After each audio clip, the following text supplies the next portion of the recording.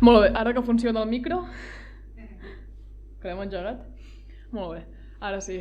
Doncs res, moltes gràcies per venir al segon acte que fem aquí a Mollet entre la Cèl·lula de Comunistes de Catalunya i el Col·lectiu de la Joventut. És el primer que fem aquí al local, ja en anirem fent més. D'aquí un mes tenim un homenatge a Fidel Castro, ja veureu més informació.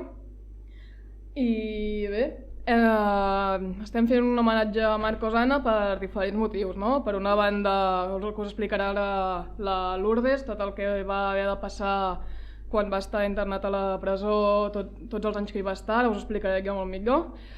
I per altra banda, per la seva tasca com a poeta, com podeu veure en el recital que farem després. I això creiem que és molt important. Nosaltres a la joventut parlem molt sovint de què és cultura popular, com podem potenciar-la, donar-la a conèixer i bé, fer un homenatge a un poeta com Marcos Ana és un bon moment per recitar poesia i també per reflexionar sobre el paper que ha de tenir l'art en la nostra vida com a comunistes, com el que siguem. I bé, això. Ara intervindrà la Lourdes, membre del Comitè Central de Comunistes de Catalunya i advocada, que ens parlarà de l'estada de Marcos Ana a la presó. Moltes gràcies.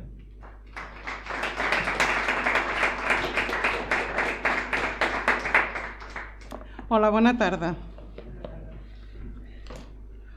Una de las películas que estaban estrenando en esos días era Espartaco, interpretada por Kirk Douglas.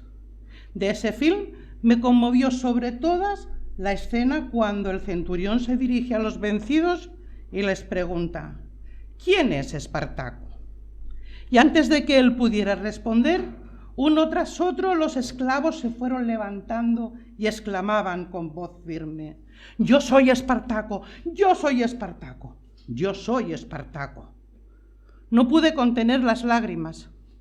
Aquel valiente gesto colectivo me trajo a la memoria la entrañable solidaridad que en la cárcel nos había sostenido en esas horas inciertas de nuestra vida, y el coraje y la dignidad de mis hermanos, que soportaron las torturas más despiadadas antes que delatar a sus camaradas.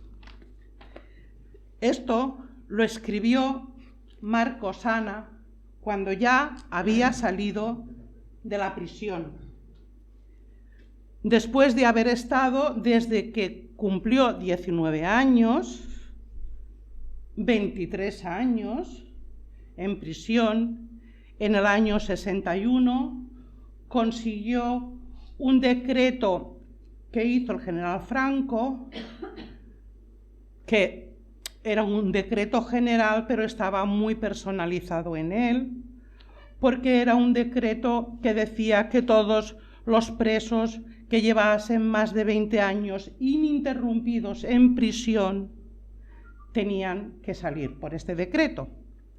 Pero por este decreto solo salió él, porque los demás no estaban en prisión, habían sido todos fusilados, los que estaban con condenas como él. Esto es lo que sucedía después de haber pasado sus 23 años en la cárcel, en diferentes cárceles.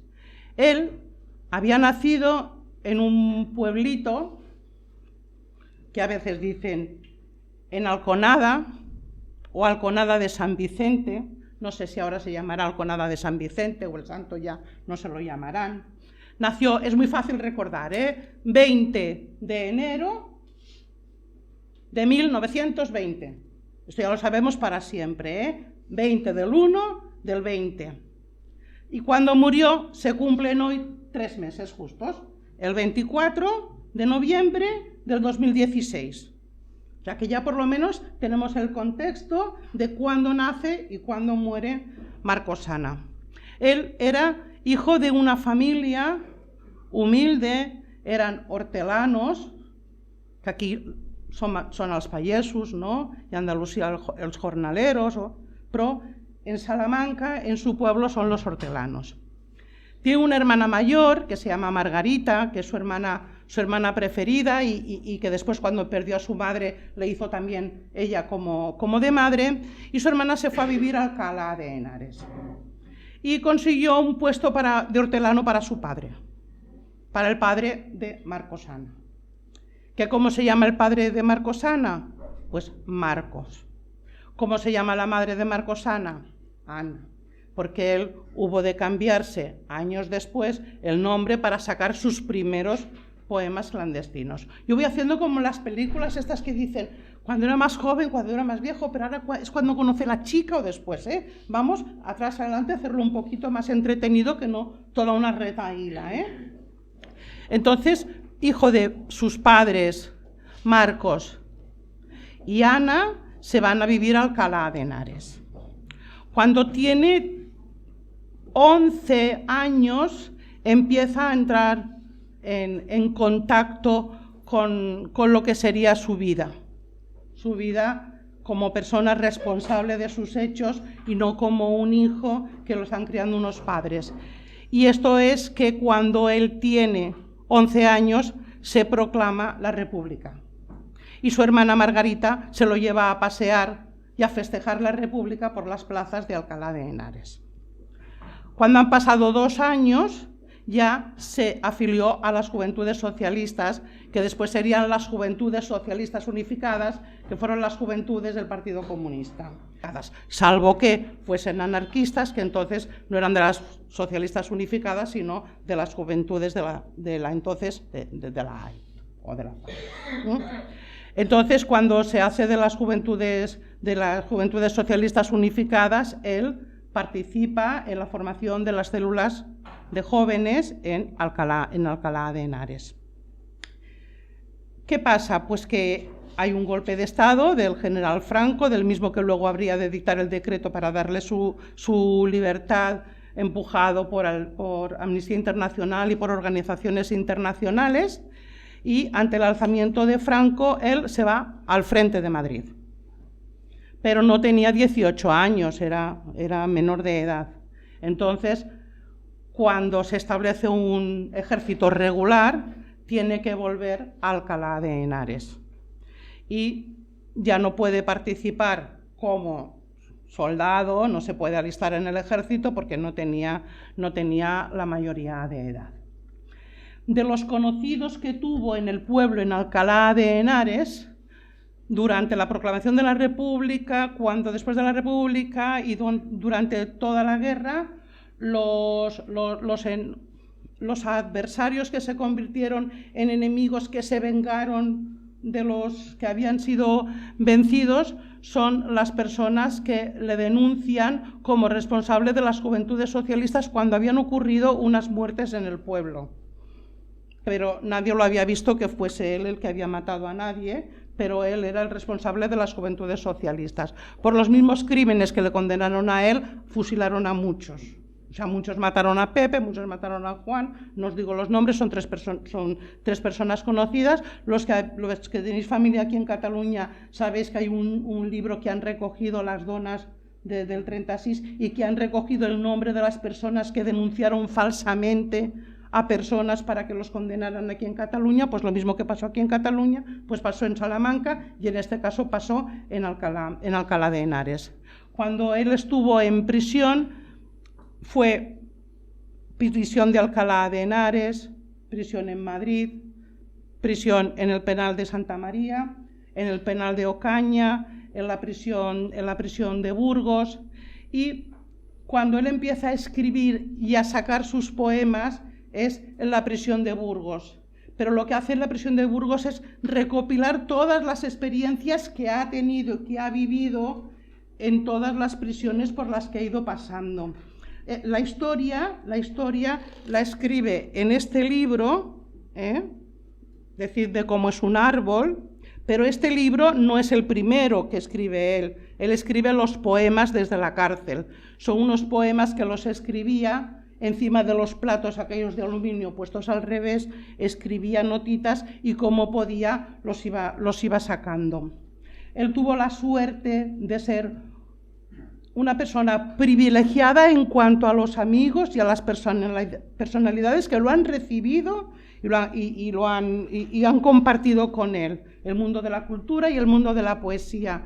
Y este mimo que han tenido hacia él contrasta con todas las torturas que le habían sido practicadas, celdas de aislamiento, encierros, días sin pan, días sin agua, pero todo esto, claro, esto ya es para una película, no hace falta ahora tampoco que nos pongamos aquí solo esa parte, porque ya estamos en la parte más lúdica. Estamos sacando todo lo positivo que pudo nacer de todo el daño que le habían hecho. Tuvo la osadía de describir a todos los poetas que pudo conocer del nombre. Pensaros que él empezó a escribir y empezó a saber escribir poemas en la cárcel, en Burgos, cuando ya tenía años de torturas, de aislamiento, de penalidades.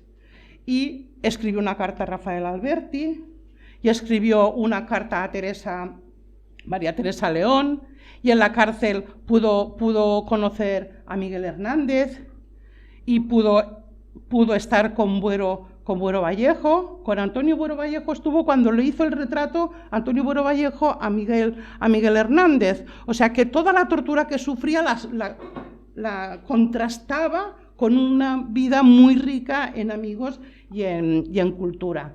De estos poemas que llegan a Rafael Alberti es este libro primero que salió, que fue Los poemas desde la cárcel, que se publicó en Buenos Aires. Desde que empezó a dar a conocer sus poesías, para esto hubo de cambiar el nombre, para que no lo identificaran con él, y entonces eligió Marcos y Ana. Su padre Marcos había muerto en los primeros bombardeos de la Legión Cóndor, en Madrid. Y su madre Ana la encontraron muy cerquita de la prisión, porque se dedicaba a ir y venir, y un día la encontraron pues que en el camino ya no sobrevivió. Esto era el año 43. Todo esto es lo que él pretende reflejar en sus libros. Pensad cuánto dolor, cuántas lágrimas, no solo de su vida, sino que cada preso con el que comparte es una vida tan amargada, triste, espinosa como la suya. No es una sola vida de un solo preso, sino compartir tus espinas con todas las demás personas. Por lo tanto, cada vez que se escuche un poema de Marcos Ana, pues esto, que se piense uno que está en este patio, en la prisión de Burgos, en este cielo que no ve, en este cielo cómo se lo imagina, en cómo se imagina que están los campos y su pueblo y su gente. Todo esto es lo que tenemos que intentar sacar de cada poesía que leamos de Marcos Ana. Yo pienso que hay otra explicación después, que es toda la solidaridad internacional, todos los movimientos culturales en París, en Bélgica, todos los países de Latinoamérica, todo el que se le va pinchando al régimen franquista para que este hombre salga de la cárcel hasta que se consigue. Nos he dicho que estuvo con 2 penas de muerte conmutadas.